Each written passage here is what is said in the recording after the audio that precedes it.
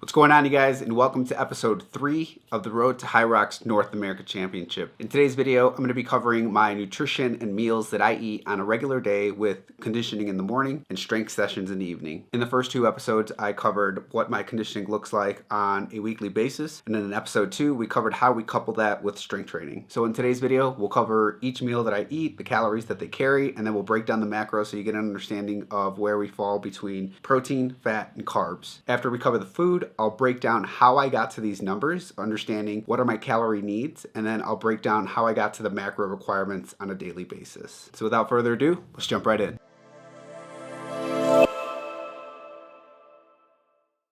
Alright, so let's jump into meal number 1, which is my pre-conditioning snack. I take a double espresso shot with 1 tablespoon of honey, along with 2 pitted dates. Very small meal, just enough to get the system going for the day. This gets us to 66 calories with 0 grams of protein, 18 grams of carbs, and 0 grams of fat. And again, the focus for this one is just to get a little bit of fuel into the system before we hit our conditioning for the day. Jumping right into meal number 2, this is the post-conditioning smoothie. I think I'm running on about 5 or 6 years of having the same smoothie with just small modifications. But if you're interested to check out the whole breakdown of the smoothie itself, I'll put a video link at the top of the screen. But just to give you the high level ingredients, we have 8 ounces of whole milk, 1 banana, 1 scoop of whey protein, 1 scoop of Vital Proteins collagen, 2 tablespoons of peanut butter, 2 tablespoons of Greek yogurt, and 1 cup of frozen berries. I like to have a little crunch with the smoothie, so I typically have a handful of the Mega Omega mix that you can get at Costco. So it's roughly about a 1/4 cup per serving. And in total for this post-conditioning meal, we're looking at 879 calories, 75 grams of protein, 94 grams of carbs, and 37 grams of fat. This is a great way to get a bunch of calories and nutrients in without feeling super heavy afterwards, and I'll take this down right before work. Moving on to meal number 3, which is lunch. I typically have about 10 ounces of chicken thighs, 1 cup of white rice, 1 cup of roasted vegetables, and 1 Honeycrisp apple to finish off the meal.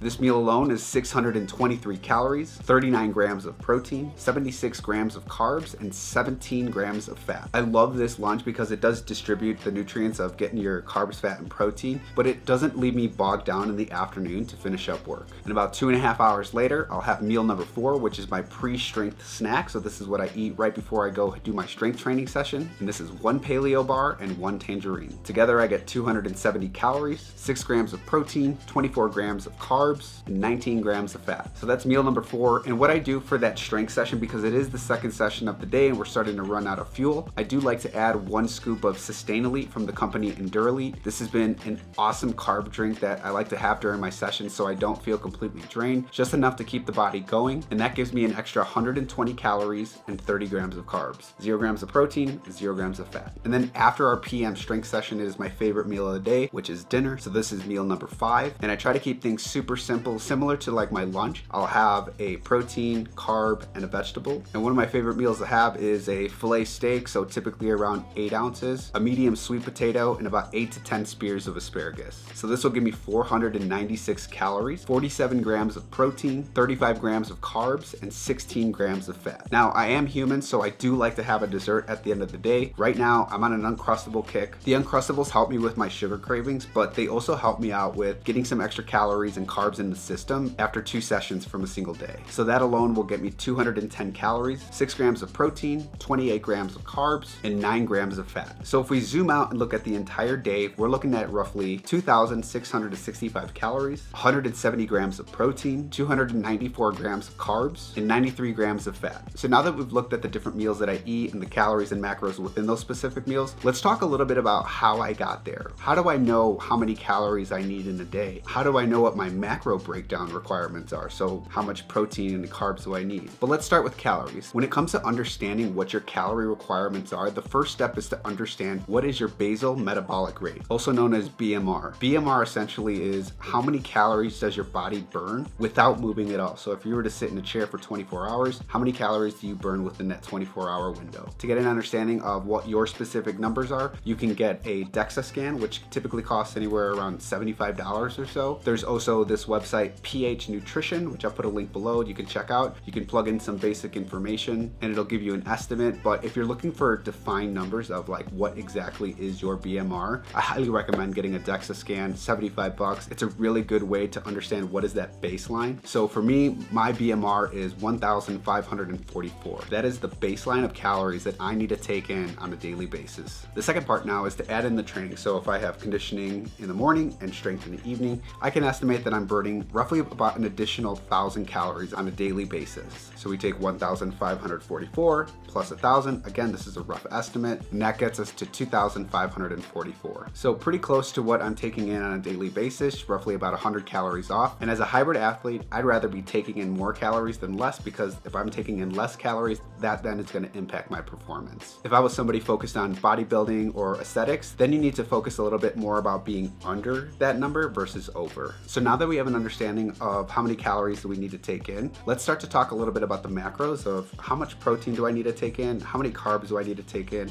and where does the fat come into play. So I'll start with protein. When it comes to protein, I like to use simple math, 1.2 grams multiplied by your weight. So right now I'm 138 pounds, so we do 1.2 times 138, and that gets us 165 grams. If we look back at my total numbers, I'm taking in 170 grams of protein on a daily basis, so slightly above where we need to be, but I'm not too concerned about 5 grams. Now when it comes to carbs, because I am an endurance-based, performance-based athlete, our carb number needs to be a little bit higher than our protein. I like to use the simple math of 2 grams times your body weight, so that's 2 times 138, and that gets us to 276 grams of carbs on a daily basis. I'm taking in 294 grams of carbs, so slightly above what the math says, but again, I'd rather be over than under. As of today, I don't track how much fat I take in on a daily basis, just because my main focus is on protein and carbs, and let the fat numbers fall where they need to be. So there you have it. Those are the meals that I take in on a daily basis, the calories they carry, the macro breakdown for an entire day of eating, and the math of how I got to where I needed to be from a calorie and macro perspective. So now that we've covered my conditioning and strength protocol and how I fuel myself from a nutrition standpoint, in next week's video, I'm going to talk a little bit about recovery, which is super important to me. Last year, I had chronic ankle sprains, and with the amount of volume that I'm putting on my body, recovery is a big focus area of mine going into the 2023 season. So I'll cover the different protocols that I follow to ensure that I'm keeping my body in the best shape possible, given all the volume that we're doing. If you have any questions or concerns, please leave them in the comments section below. I appreciate you watching, and we'll catch you in the next one.